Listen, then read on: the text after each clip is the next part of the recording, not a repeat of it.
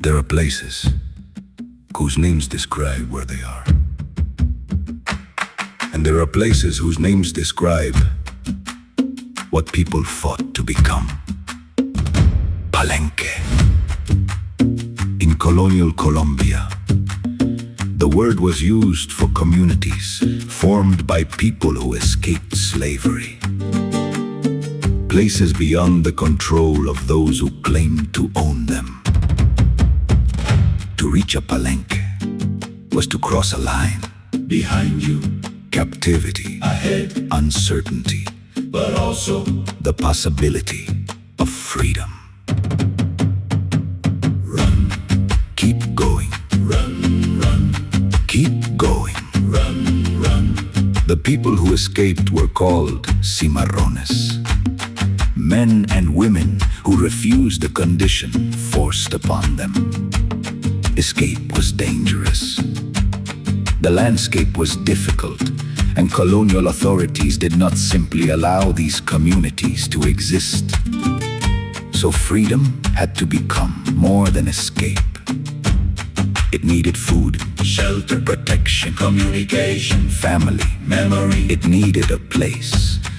Near Cartagena communities of resistance. emerged, and among the names that survived from this history is Bencos Bayoho. An African man enslaved in the Spanish colonial world who escaped and became a leader of resistance. Colonial authorities wanted the fugitives returned. Bencos and his people wanted something entirely different: to live without being owned. Who owns your hands? No one, Who owns your voice? no one, Who owns your life? no one. Resistance continued. Negotiations followed. Promises were made. Promises were broken. And Bencos Bayoho was eventually captured and executed in Cartagena in 1621. They could kill a leader, but that did not mean they could erase the idea. Freedom had already learned where to live. San Basilio de Palenque, a community whose history reaches back into this struggle. But survival means more than remaining on a map, because people carry their worlds with them. Language, food, music, medicine, funeral traditions, stories, family structures. Ways of understanding one another. Across generations, Palenque preserved cultural traditions with deep African roots, while creating something distinctly its own. Here in Colombia, Carry the word, carry the drum, carry the story, carry it home. and listen to something extraordinary. Language survived here too. Palenquero, a Creole language that developed in Colombia, carrying elements of Spanish and African linguistic heritage.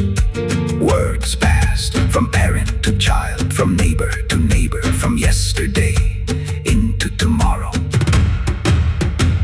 Imagine what that means. A system built to turn human beings into property. Also tried to separate people from family, from homeland, from language, from identity. Yet centuries later, in a community on Colombia's Caribbean side, voices still carry what was not erased. Still here, Still speaking, still singing. still here. Today, San Basilio de Palenque is often described as the first free town of the Americas. The phrase is powerful. Its history is also more complicated than any single slogan. Freedom did not arrive in one perfect moment.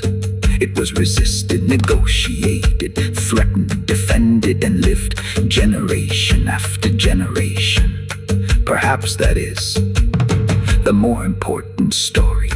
Freedom is not only the moment the chain breaks. Freedom is what happens the morning after. Where will you live? What will you teach your children? Which words will they speak? Which songs will they remember?